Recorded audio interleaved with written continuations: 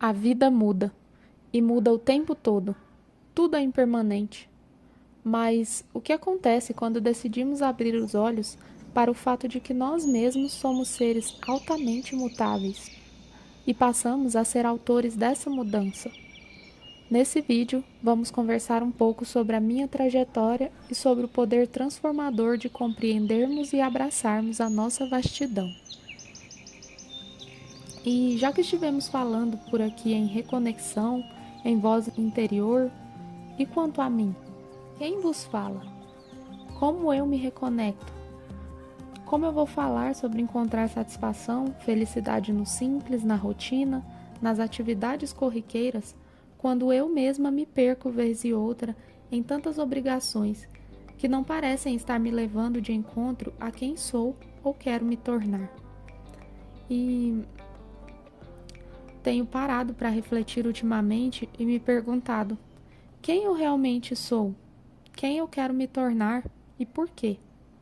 E no dado momento, me encontro aos 31 anos de vida, com alguns títulos já acumulados, alguns, entre aspas, dons de fábrica e algumas habilidades em desenvolvimento. Não tenho claro na memória o momento exato em que comecei a gostar de desenho e pintura. Acho que esse é um dos meus dons. Acho que foi desde que consegui ter coordenação motora suficiente para segurar um lápis.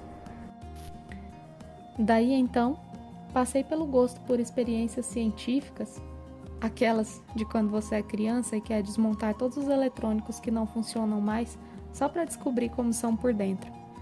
Aquelas tipo Enio e Feni, de acender uma lâmpada com uma batata ou um ímã. E isso também me levou ao gosto pelos enigmas matemáticos, quadrados mágicos e por aí vai. Também videogames, pipas, subir em árvores e dar vida a Barbies. Saindo da infância brevemente resumida e chegando na adolescência, meus gostos seguem pela leitura, escrita, onde comecei um blog e publiquei várias crônicas e poesias, que brotavam frutos de esperas intermináveis em pontos de ônibus e longos trajetos até a escola. Ali, observava as paisagens alterando-se lentamente pela janela, enquanto a mesma coisa acontecia com meus pensamentos, sentimentos e emoções. Depois, assim como as paisagens enquadradas na janela do ônibus, eu tentava organizá-los em meus curtos escritos. Quis escrever um livro, mas não escrevi, e essa vontade ainda ressurge vez e outra. Quis aprender a tocar violão, e isso sim, eu fiz de maneira autodidata.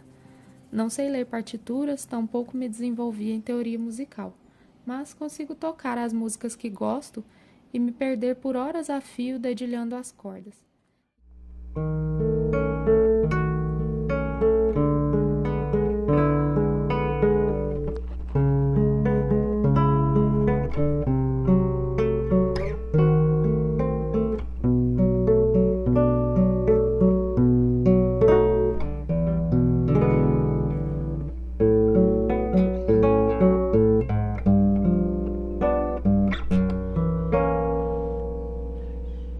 E essa é uma das coisas que mais me reconectam. Uma daquelas que faz transcender e eleva a nossa alma para outra frequência, sabe? Minha formação espiritual não foi lá muito diferente disso ou menos abrangente.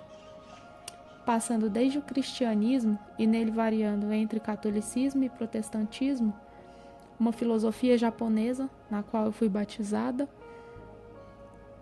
aí conhecendo o kardecismo, o budismo, mas frequentando na maior parte da vida o hinduísmo. Hoje me considero uma universalista. A minha religião é o autoconhecimento. Se a palavra religião, que se origina do latim religio, que pode ter duas interpretações etimológicas, religare e relegere, uma dizendo respeito à reconexão com o divino, o sagrado, o transcendente, e outra se referindo à ideia de releitura e interpretação constante das escrituras sagradas, ambas não carecem de um estar-se preso a um lugar físico ou frequentá-lo, mas sim de uma autoobservação e de um autoconhecimento intrínsecos. Afinal, Se olhando pela lente de qualquer que seja das religiões ora citadas, Deus está dentro e se manifesta através das mais variadas formas de vida, todos temos uma religião ao observá-los veementemente. Mas claro que me refiro a uma observação concomitante à ação, pois uma sem a outra jamais terá poder transformador. E por isso, uma vida pautada na constante busca pelo autoaperfeiçoamento em todas as áreas da vida, sejam elas materiais e palpáveis ou subjetivas e transcendentais, uma vida dedicada a descobrir a que se veio, ao invés do mero acordar e reagir à vida que se tem, é a única coisa que para mim é legítima. Então, afinal, quem eu me tornei até aqui? Por onde andei após os anos da minha mocidade?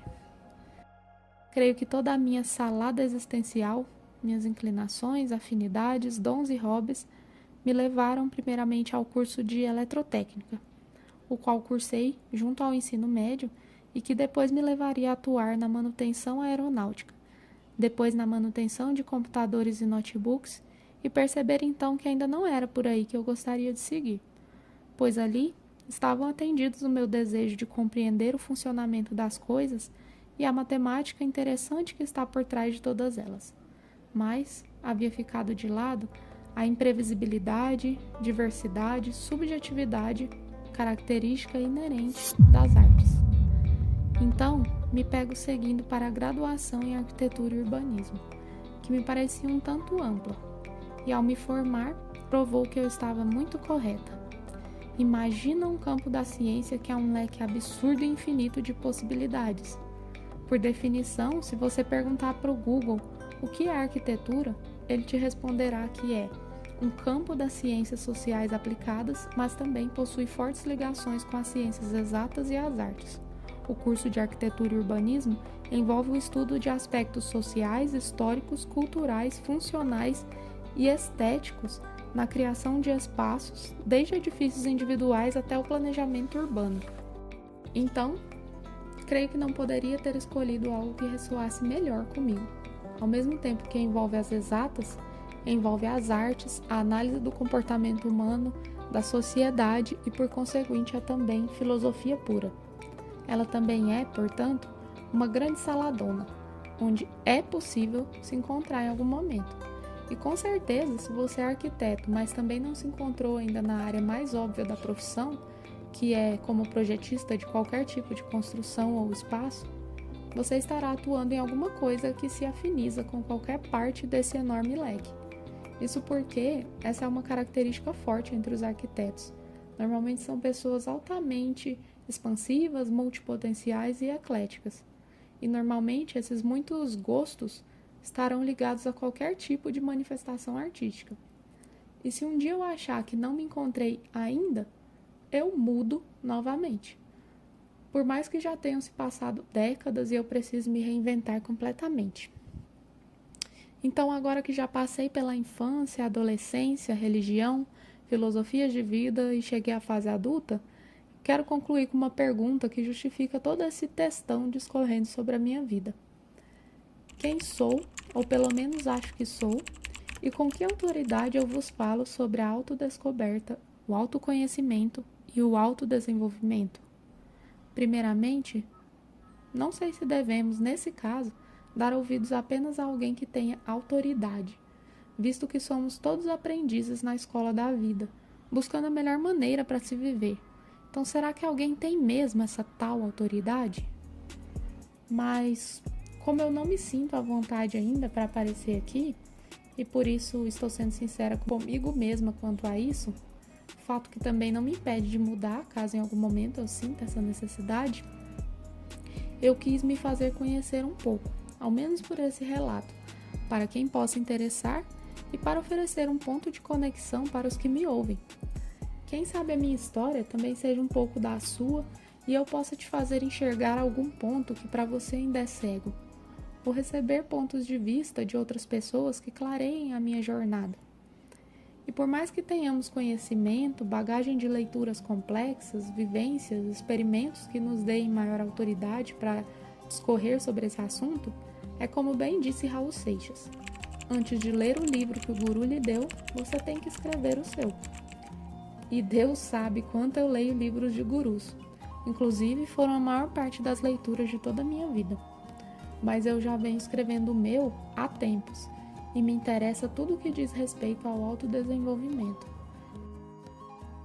Então espero que a autoridade que penso ter ao falar sobre assuntos tão complexos e de suma importância como esses, seja o ensaio da minha própria existência. Tudo que já testei até aqui e os pontos de melhorias que consegui através da aplicação das várias teorias que leio, assisto, ouço, pratico e continuarei buscando e aplicando. A minha autoridade vem também da vulnerabilidade assumida que me permito ter e transpassar, ao dizer que não sou nenhum guru e nem dono de verdade suprema nenhuma, mas que em minha aparente e desnorteada vida de múltiplos interesses, em pessoas assim como eu, mora uma gama de tentativas com erros e acertos que não permitem engessar-se em uma só ideia e simplesmente nos guiam à mudança quando se sente que algo não faz mais sentido. Enfim, que eu possa contribuir com a sua jornada de autoconhecimento enquanto escrevo as páginas do meu livro sob a luz dos ensinamentos dos vários gurus e mestres de que tiver conhecimento, e também sob a luz das minhas próprias vivências e melhorias incrementais. O progresso é impossível sem mudança. Quem não consegue mudar a própria mente não pode mudar coisa nenhuma.